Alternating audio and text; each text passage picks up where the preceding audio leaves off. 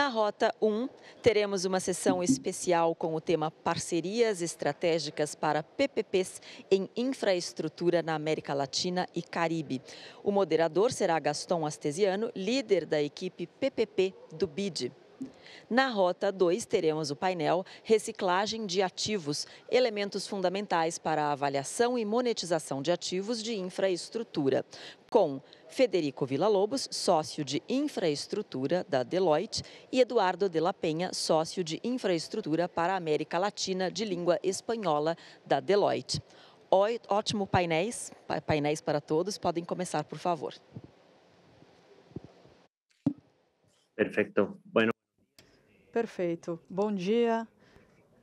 É um prazer estar aqui para compartilhar um assunto tão importante com todos vocês, principalmente considerando a conjuntura atual. Nossa região, assim como o resto do planeta, passou por uma situação econômica complexa e, ao mesmo tempo, continua tendo a mesma necessidade de infraestrutura que teve nos últimos anos. Então, vamos concentrar nossa apresentação nos modelos de reciclagem de ativos que temos utilizados na região e, ao mesmo tempo, vamos conversar sobre outro assunto muito interessante, que é a aplicação das PPPs para novos modelos de energia e atividades associadas às novas tendências do desenvolvimento de energia limpa. Então, vou compartilhar.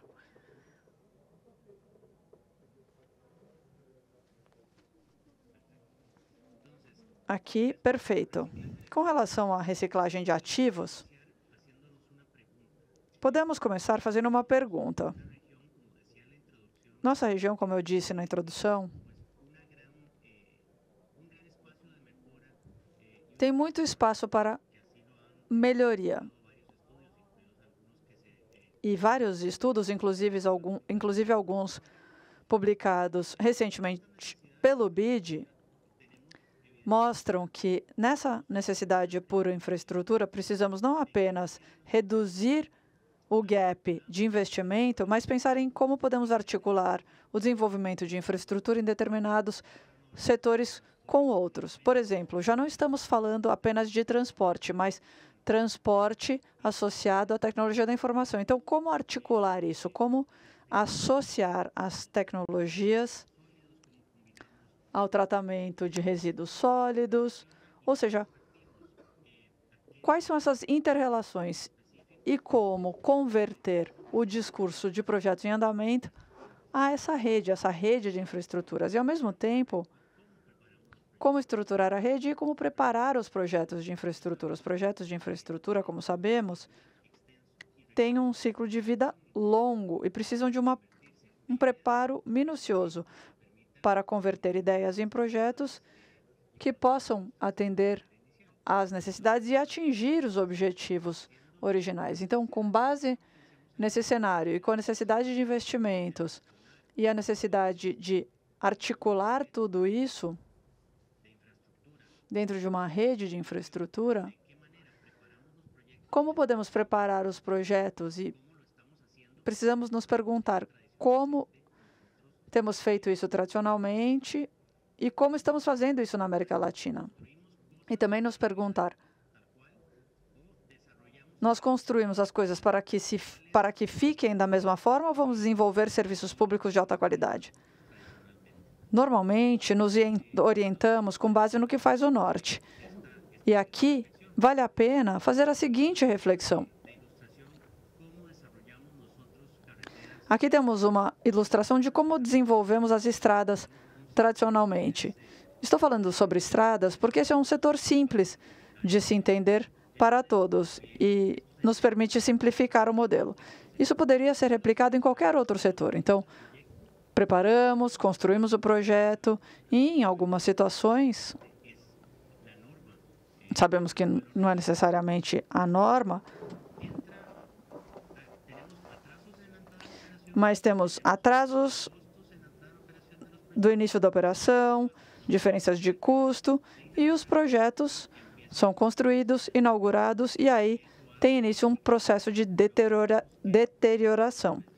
E aí precisamos de intervenções paliativas, repensar a operação do ativo, e precisamos pensar numa dinâmica que considere todo o impacto social positivo, e isso acaba não acontecendo devido à baixa qualidade do serviço e também erosões fiscais adicionais que acabam custando.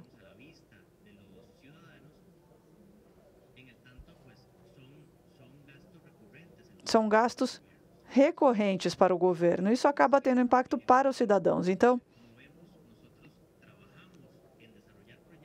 pensando em como desenvolvemos os projetos, mas não durante todo o ciclo de vida, mas sim na etapa construtiva. O que acontece? Inauguramos um projeto, construímos um projeto, e a partir de então, ele já entra numa fase de deterioração. E essa costuma ser a regra de gestão dos projetos de infraestrutura. E sabemos que as PPPs têm o potencial de nos atermos à disciplina de gestão dos projetos de infraestrutura. Então, como podemos mudar essa fórmula de desenvolvimento de obras públicas? Precisamos nos perguntar algumas coisas. Primeiro, o processo está associado a uma missão de longo prazo? Ele está articulado com toda a rede de estrutura?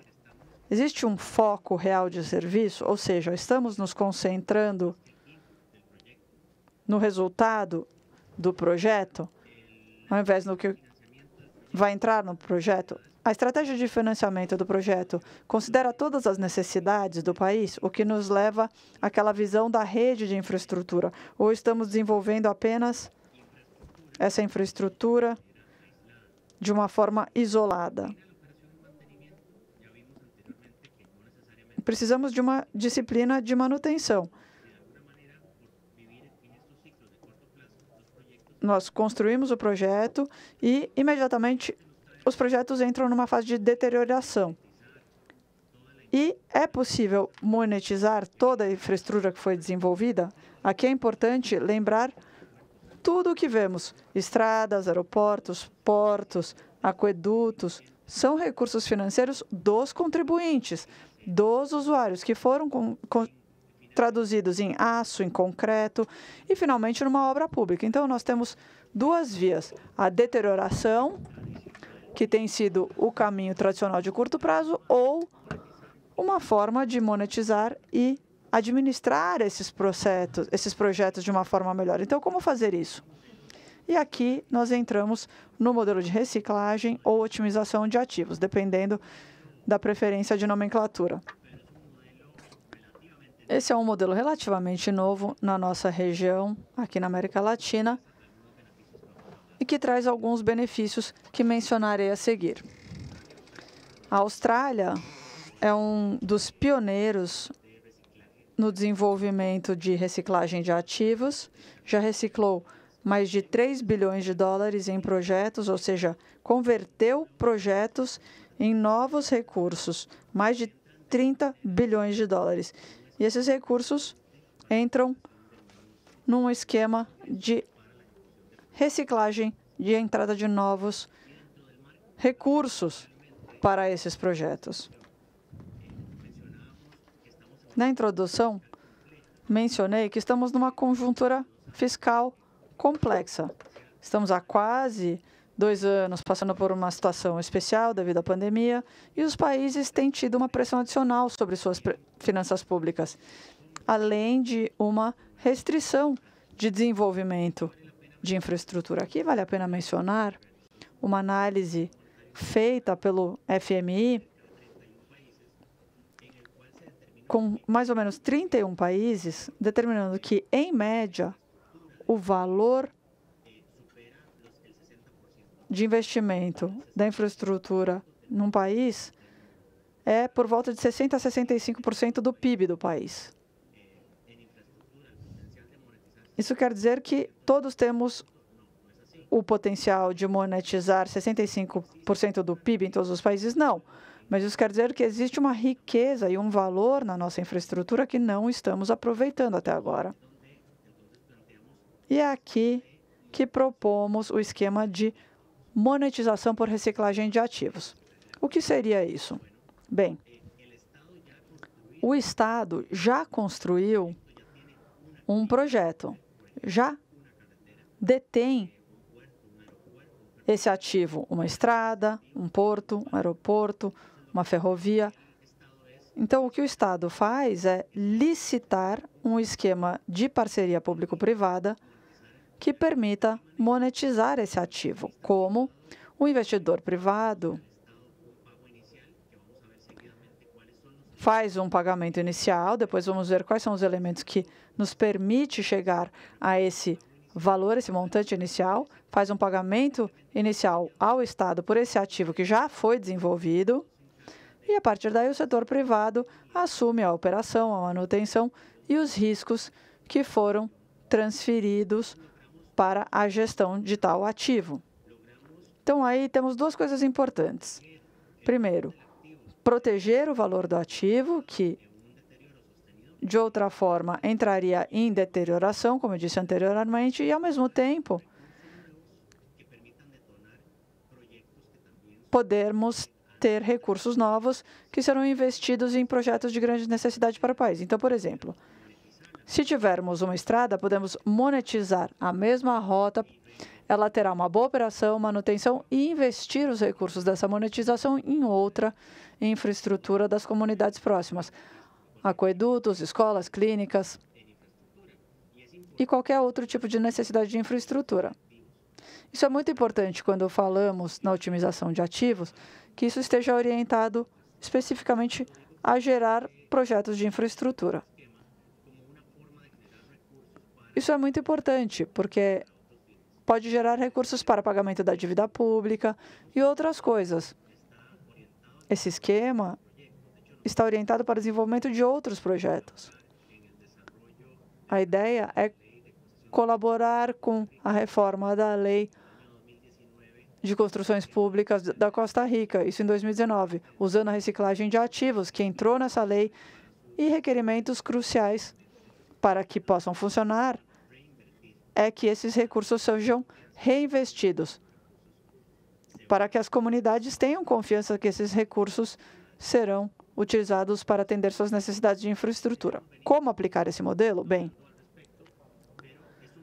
já falamos um pouco a respeito disso, mas é um modelo de parceria público-privada.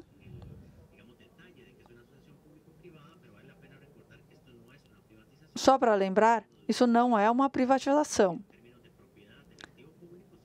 Não estamos falando da apropriação do ativo público, mas sim uma contratação do setor privado para gerir um determinado projeto. Também é importante entender onde entram cada um dos atores. O Estado permanece sendo o dono do ativo, o concessionário é o investidor, é aquela empresa que entra no papel de uma especialista, aportando um capital de risco. Os bancos são, ou instituições financiadoras, fazem o aporte do recurso de forma passiva no longo prazo. E esse é um dos esquemas que nos permite incorporar a participação de investidores institucionais, como fundos de pensão, por exemplo. E todos os outros esquemas, como de fideicomissos, para gerir o fluxo de caixa do projeto. Muito bem. Quais são os dois lados da moeda? Por um lado, temos a perspectiva da concessionária, que fará o aporte desses recursos adicionais e será responsável pela operação e pela manutenção e, ao mesmo tempo, recuperará, via tarifas, o investimento que foi feito. Eu gostaria de apontar algo muito importante rapidamente. Esse esquema, além de propor algo muito interessante, muitos dos nossos países dependem, principalmente nesse setor, dos recursos provenientes dos impostos sobre combustíveis. Esses impostos vão ser erodidos pelas mudanças tecnológicas. Então, dessa forma, esses instrumentos trazem formas de substituição paulatina dessas entradas, que, sem dúvida, nos próximos 10 ou 20 anos, não serão os mesmos, já que temos a opção das tecnologias limpas. Por outro lado, temos a perspectiva do Estado, que vai receber esses recursos e vai reinvesti-los em outros projetos. Então, temos aí a natureza de reciclagem dos recursos, que podem ser investidos em outros projetos e serem aplicados no modelo de reciclagem de ativos. O valor será maior ou menor, dependendo da estrutura do modelo de negócios e do esquema da parceria público-privada, mas existem outros elementos muito importantes. O ambiente macroeconômico do país, a estabilidade institucional, e falamos sobre isso no fórum esses dias, que tem a ver com as capacidades institucionais e a seriedade para o desenvolvimento dessas parcerias público-privadas. Em terceiro lugar, o estado do ativo, a necessidade de investimento nesse ativo. Isso é importante, porque os países estão desenvolvendo obras importantes. Então, se for utilizar o esquema de reciclagem de ativos, é interessante pensar no estado do ativo para que se considere o prazo disso. Alguns ativos levam 5, 6 anos e o valor já não é o mesmo devido à deterioração que ocorreu no período. O prazo do contrato, garantias associadas, tarifas que vão incorrer para os usuários, que são muito importantes, visibilidade, comportamento da demanda futura e, como dissemos inicialmente, uma boa estruturação.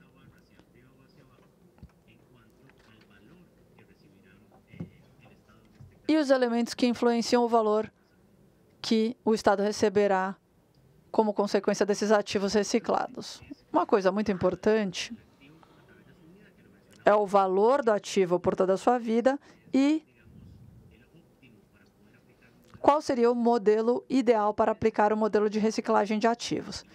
Se estamos falando de um projeto que já existe há anos, um brownfield, você tem um histórico para lançar esse projeto no mercado. Agora, se são projetos totalmente novos, é sempre importante ter alguns anos de história que permita aos investidores se basearem em estudos prévios e também observar o desempenho histórico do ativo. E um dos investidores principais, que é um dos assuntos que estamos discutindo hoje, é que a reciclagem de ativos hoje permitiria, principalmente em países que têm realizado isso, trazer investidores institucionais, como fundos de pensão, por exemplo, em projetos de infraestrutura. Tem se falado muito sobre isso, sobre utilizar recursos de fundos de pensão ou de seguradoras locais, porque eles deverão investir na etapa construtiva. Isso não necessariamente entra na gestão de carteira desses fundos. Então, esse esquema de reciclagem de ativos abre uma possibilidade muito importante, não só para o que mencionamos, mas também para gerar uma via que permita trazer recursos locais que, em alguns casos, estão sendo investidos exclusivamente em títulos do governo devido à falta de alternativas. E aí, temos aqui a reciclagem de ativos, que pode dar uma previsibilidade de mais longo prazo aos investidores, com uma visão própria de um contrato de parceria público-privada. Concluindo, aqui temos alguns elementos pendentes, como a região, por exemplo, para aplicar esse esquema. Temos aqui no primeiro caso de financiamento, já falamos sobre as fontes tradicionais para o financiamento de projetos de infraestrutura. Temos o desafio, principalmente em alguns setores. Temos o setor rodoviário, por exemplo. Existem esquemas que permitem associar o pagamento dos usuários aos resultados finais. Então, migrar do esquema que é baseado nos impostos que recaem sobre os combustíveis para um esquema que vem dos recursos que vêm dos usuários. Isso se aplica a qualquer projeto de PPP. A gestão de ativos, é claro que estamos falando de um modelo que precisa ser incorporado dentro de um programa de gestão de ativos públicos, porque sem isso não fará sentido aplicar esse tipo de esquema, mas sim aplicar um programa de gestão de ativos de infraestrutura para oferecer um serviço de qualidade. E, por último, mas mais importante, é ter uma visão de longo prazo, ou seja, como quebrar ciclos eleitorais. Sempre que falamos de projetos de infraestruturas, pensamos, já estamos no final do mandato desse governo, vamos esperar. Então, precisamos ter esquemas que rompam esses paradigmas, que nos permitam buscar uma política de Estado que permita que os projetos continuem independentemente de mudanças de mandatos políticos. Desta forma, em relação ao que nós já dissemos no início, desenvolver coisas e passar um esquema de prestação de serviços de infraestrutura de qualidade com sustentabilidade fiscal, onde o aporte do setor público e privado possa permitir uma inovação constante para melhorar a qualidade de vida dos cidadãos, dando mais competitividade ao setor produtivo. Muito obrigado. E agora passo a palavra ao Eduardo. Muito obrigado. Seguindo a mesma linha de ideias, de projetos inovadores e esquemas nos quais podemos utilizar os recursos de uma forma mais eficiente, eu vou apresentar a vocês um caso interessante que pode ser aplicado em toda a América Latina. Basicamente, para utilizar o subsídio da tarifa elétrica como fonte de pagamento para novos projetos. Este é um caso do México. Eu vou apresentar rapidamente e tudo isso pode ser aplicado na América Latina.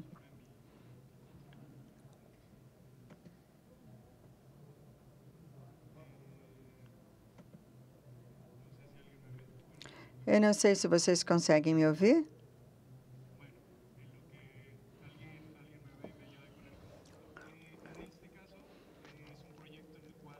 Neste caso, trata-se de um projeto com subsídio elétrico que foi utilizado no México como fonte de pagamento. Nós estamos desenvolvendo esse projeto com 38,5 milhões de usuários que recebem subsídio para energia elétrica. É importante observar que houve um aumento de 24% ao ano deste subsídio. Para tentar frear o crescimento do subsídio, nós desenvolvemos um programa de geração de energia solar distribuída. E aí já vou falar um pouquinho mais sobre isso. Mas, na etapa inicial, o projeto piloto abarcaria 1,5 milhões de lares e isso pode aumentar até aproximadamente 20 ou 30 gigawatts. Isso pode ser aplicado em qualquer país da América Latina. Rapidamente, aqui, só em relação ao que eu comentava com vocês anteriormente, 30% da energia gerada no México é para o setor residencial, que tem 38 milhões de usuários. Em comparação com outros países da América Latina, vemos situação bastante semelhante. A maioria dos usuários são residenciais e são o segundo consumidor. Destes usuários, no caso do México, 98% recebe subsídio.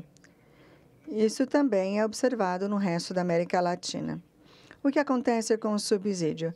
Pelo menos no México, e aí há um estudo bem interessante de se ouvir, que fala de subsídios elétricos para vários países da América Latina, em El Salvador, inclusive no Brasil, Argentina e vários outros lugares. Então, nós vemos que o crescimento foi de aproximadamente 24% ao ano. Ou seja, para 2024 no México, nós estaremos dando 5 a 6 bilhões de dólares ao ano de subsídios, ao invés de ampliar isso em atividades produtivas. Só para vocês terem uma ideia, basicamente, trata-se de mais dinheiro em subsídio elétrico do que nós utilizamos em programas sociais para jovens e programas sociais para indivíduos com incapacidade. Ou seja, gastamos um valor muito alto em subsídio elétrico, que é muito importante também, mas essa área é muito sensível. Ao invés de ter uma empresa de energia, basicamente no México nós temos a CFE, que presta serviço de energia elétrica nos lares, com um contrato de PPP. Podemos instalar painéis solares e receber como parte da fonte de pagamento um subsídio futuro que vai ter um fideicomisso. Então, aí nós vamos economizar em geração, transmissão, ao colocar essas placas solares, e nós basicamente recanalizamos o subsídio. Eu já falava isso no começo. Este projeto piloto é muito pequeno. Falamos aqui de 1,5 milhões de usuários, que não é quase nada. Fizemos aquilo que eu já mencionei a vocês. O projeto inicial tem 1,5 milhões de usuários com 2 gigas, mas nós podemos chegar até 25 milhões com 30 gigas. Vocês podem imaginar 30 gigas de capacidade instalada? Nós temos todos os usuários residenciais nesse ciclo. Então, nós dizemos, vamos lidar com aqueles que tenham um teto suficiente, que possam aceitar o suporte, e depois aqueles que não tenham painéis solares, e depois vamos também retirando aqueles que vão precisar de reabilitação. Depois retiramos os que tinham casa própria, e depois retiramos aqueles que tinham capacidade, história de crédito. E aí nós chegamos a esse número de 1,5 milhões de usuários que podem participar do programa. Dimensionamos o investimento necessário em cada uma das habitações, cada um dos lares. Um painel colocado no telhado das casas, e precisamos de $1.300 aproximadamente para fazer a instalação dessas placas solares. Isso foi feito num prazo de 5 anos. Quando nós falamos de 2 gigas, nós criamos uma indústria, e aí nós podemos chegar até 30. O problema que nós tínhamos no México, e nós precisamos instalar na situação de cada país, é que não havia empresas para fazer essa instalação. Tínhamos um programa de capacitação para empresas que pudessem instalar, já que nós não tínhamos um número suficiente de empresas para fazer isso. Há um outro programa semelhante, com 4 gigas. E aí nós tínhamos a capacidade no México. Basicamente, nesse programa, quando nós fazemos a instalação dos painéis, fazemos um pagamento fixo de acordo com o número de usuários, e aí nós vamos atualizando esses valores de acordo com certos KPIs. Os valores vão aumentando, mas não aumentam na mesma proporção que aumenta o subsídio. Em verde claro, vemos a quantidade de subsídio que vai sendo liberada. Com o passar do tempo, essa faixa verde clara fica cada vez maior, ou seja, mais ou menos 25 milhões de dólares de subsídio ao ano. São dinheiros que são valores que poderiam ser investidos em outros projetos. Podemos liberar este valor para subsídio de infraestrutura. Isso é muito interessante. Como é que nós podemos financiar esse tipo de projeto? O subsídio representava aproximadamente 50% do investimento necessário para o projeto, de forma que os usuários faziam um pagamento, porque, de uma certa forma, eles recebem um benefício. Eles param de pagar uma tarifa elétrica que muda todos os meses. Eles vão pagar um valor fixo, de acordo com uma certa quantidade de consumo, e eles recebem um desconto de aproximadamente 20%, ou seja, é um benefício para o usuário também. Porque eles vão querer instalar os painéis? Bom, porque eles vão receber um desconto de aproximadamente 20%. Você paga um valor fixo e recebe a energia. Depois também nós calculamos o excedente. Não se esqueçam de que a forma de geração de energia com a geração distribuída normalmente é diferente da curva de consumo. Quando as pessoas não consomem energia, essa energia excedente volta para a rede a um certo preço. E com isso, nós temos 4 a 5% de entrada maior. Também nós calculamos a venda dos certificados de energia limpa. Em outros países, chamam isso de crédito de carbono. Esse valor é de aproximadamente 7%, ou seja, tudo isso gera fonte de investimento do projeto. Nós também temos um fideicomisso que faz parte do subsídio do projeto. Os benefícios vão mais além dos benefícios de distribuição de energia. Nós temos energia limpa, de alguma forma a geração e as tarifas de geração na América Latina podem ser deficitárias em relação à tarifa que é cobrada do usuário. Há benefícios econômicos também. Os recursos liberam esses subsídios e enviam de novo. Então, nós estamos dizendo aqui que não há dinheiro, mas nós temos o dinheiro que é gasto com subsídio. Então, é importante utilizá-lo de forma inteligente, recanalizá-lo.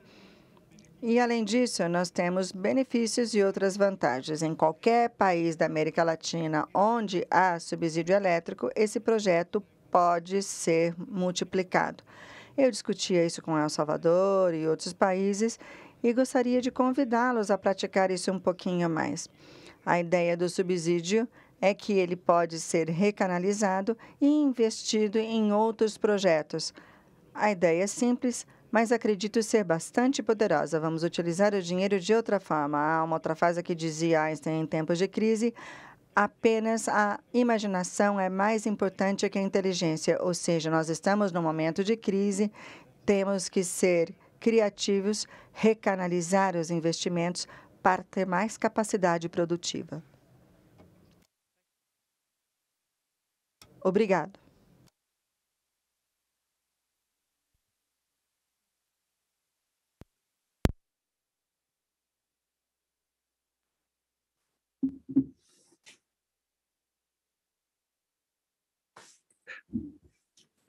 Bueno, yo creo que con esto cerraríamos el panel y abriríamos luego un espacio adicional. Agora nós temos um espaço para perguntas e respostas.